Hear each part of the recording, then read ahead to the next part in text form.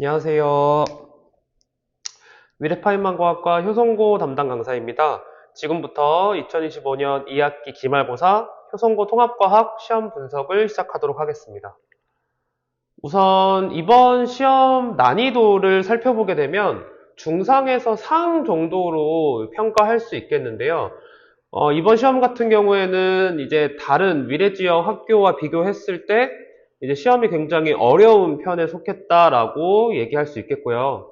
그 다음에 이제 영역별로 조금 살펴보자면 생명과학, 지구과학, 그 다음에 과학기술과 관련된 쪽은 비교적으로 쉽게 출제가 되었고 물리학이나 화학에서 좀 어렵게 출제가 되어서 이 부분에서 이제 변별력을 확보하려고 했다라고 우선 평가할 수 있겠고요. 두 번째 같은 경우에는 이제 방대한 시험 범위를 이제 특징으로 얘기할 수 있겠는데 이번 효성고 시험 범위가 통합과학 2 전 범위였어요. 그래서 중간고사에 나왔던 부분들까지 이제 모두 공부해야 됐었기 때문에 학생들이 굉장히 이제 부담감이 컸을 것이다. 예, 그렇게 이제 예상해 볼 수 있겠습니다. 그 다음에 이제 마지막으로는 중간고사 때랑 마찬가지로 학교 수업을 잘 들어야지만 고득점이 가능한 시험이었는데요.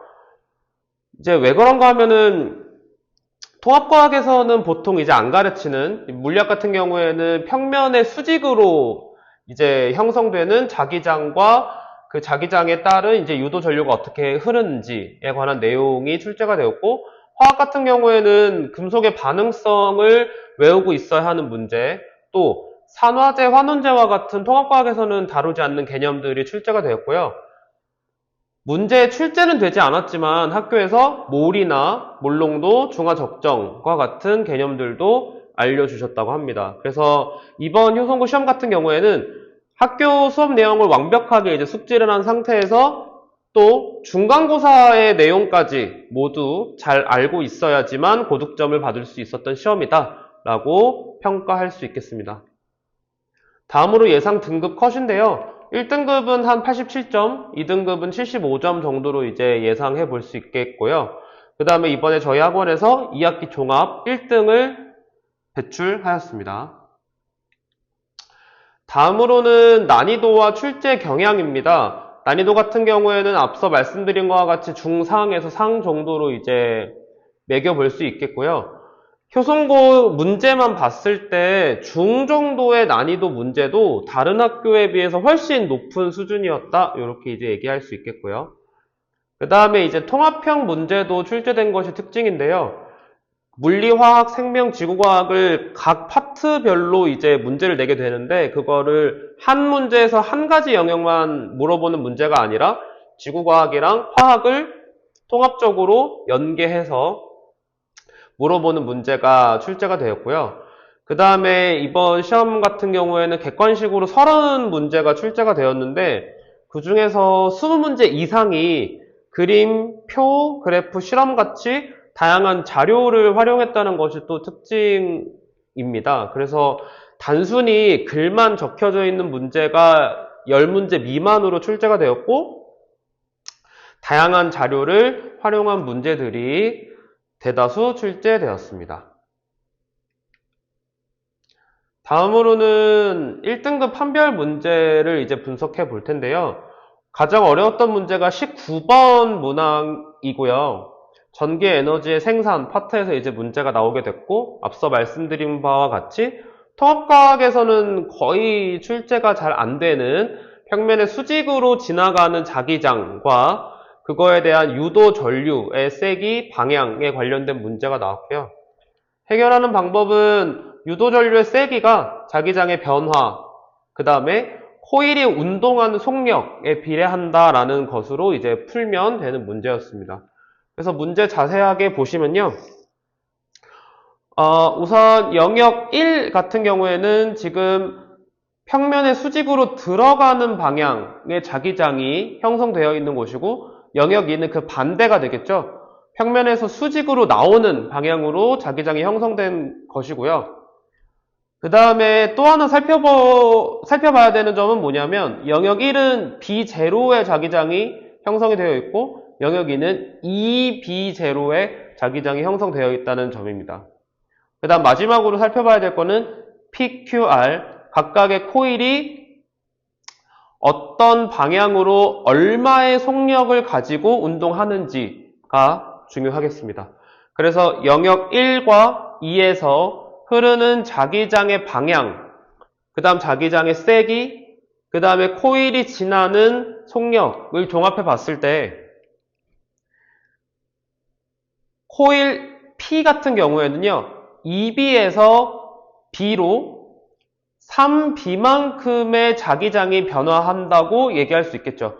이게 3B라고 말씀드리는 이유는 뭐냐면 흐르는 자기장의 방향이 영역 1과 2에서 다르기 때문에 2B에서 마이너스 B로 간다 이렇게 생각해 주시면 되고, 그래서 3B의 자기장이 변화한다. 그리고 속력은 V만큼 가기 때문에 3B 곱하기 V만큼 유도 전류가 흐를 것이고요. Q점 같은 경우에는 이제 B만큼의 자기장이 흐르게 되는 것이고 2B의 속력으로 이동하고 있고, 그 다음에 R 같은 경우에는 2B의 자기장이 변화하고 V의 속력으로 이동하고 있죠. 그 종합해보면 PQR이 3대 2대 2의 세기로 유도 전류가 흐르게 될 것입니다. 그럼 보기 보겠습니다. 기억, 가장 센 유도 전류가 흐르는 고리는 P이다. 맞겠죠? 3대 2대 2라고 말씀드렸어요. 니은 보겠습니다. 유도 전류의 방향, P와 R에서 물어봤네요. P와 R의 공통점이 뭐냐면 지금 영역 2에서부터 멀어지고 있다라는 점이겠죠. 그러면 영역 2에서 멀어지는 경우다 보니 같은 방향으로 유도 전류가 흐르겠죠. 그래서 니은도 맞는 보기가 되고요. D극 같은 경우에는 PQR의 세기 물어봤는데 말씀드린 바와 같이 3대 2대 2가 되겠죠. 그래서 틀린 보기여서 답이 3번이었습니다. 19번 문제 같은 경우에는 앞서 계속 말씀드린 바와 같이 통합과학에서는 사실 잘 안 물어보는 개념이기도 하고, 그래서 이제 학교 수업을 열심히 들어야지 풀 수 있는 문제였다라고 정리해 볼 수 있겠습니다. 그래서 올해 이제 1, 2학기 통틀어서 효성고 통합과학 지필고사를 평가해 보게 되면요, 난이도 같은 경우에는 이제 다른 학교, 요 근처에 있는 학교보다 굉장히 높은 편이다 라고 이제 얘기할 수 있겠고요. 또 1학기, 2학기 기말고사 둘 다 시험 범위가 전 범위였거든요. 그래서 시험 범위가 굉장히 많다. 또 통합과학, 그러니까 고1에서 배우는 통합과학을 벗어나는 개념들을 학교 선생님들이 많이 알려주시기 때문에 그거에 대한 대비가 필요하다라고 얘기할 수 있겠고요. 그래서 1학기 같은 경우에는 이제 생명과학 파트에서 통합과학 내용을 벗어난 내용들을 학교 선생님이 이제 알려주셨고, 2학기 같은 경우에는 이제 물리학이나 화학이나 이제 그런 부분에서 내용을 벗어나는 것들을 알려주셨기 때문에 그거에 대한 대비가 필요하다라는 것이고요. 또 이번 시험뿐만 아니라 앞선 3번의 시험, 1학기와 2학기 중간고사 3번의 시험에서 단순하게 글만 적혀져 있는 문제가 아니라 표, 뭐 그래프, 그림, 실험 과정 이런 것들이 이제 다양하게 활용이 되기 때문에 다양한 자료를 해석하는 능력도 필요하다라고 생각해 볼 수 있겠습니다. 그래서 전체적인 내용을 보시면 다른 학교보다 효성고 통합과학의 경우에는 조금 더 준비해야 될 것들이 많다라고 평가를 내려볼 수 있겠습니다. 그래서 내년에는 어떻게 해야 될까를 살펴보면 뭐니 해도 개념이 가장 중요하겠죠. 그래서 우선 개념을 철저하게 학습하는 것이 중요하겠고요. 그 다음에 효성고 같은 경우에는 이제 기출 분석이 더더욱 필요한 학교라고 할 수가 있는 게 학교 선생님이 따로 알려주시는 개념들이 많기 때문에 기출 분석을 철저히 해야 된다라고 말씀드릴 수 있겠고요. 마지막으로는 이제 시험 문제가 30문제나 나오기 때문에 시간이 약간 부족할 수도 있거든요. 그래서 시간 부족한 파트 특별히 신경을 써서 연습하는 것이 중요하겠습니다.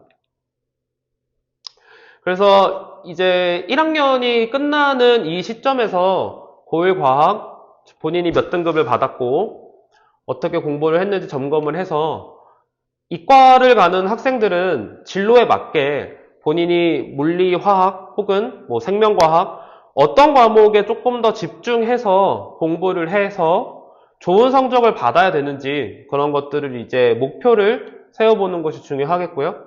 그거에 따른 전략적인 학습이 필요하겠습니다.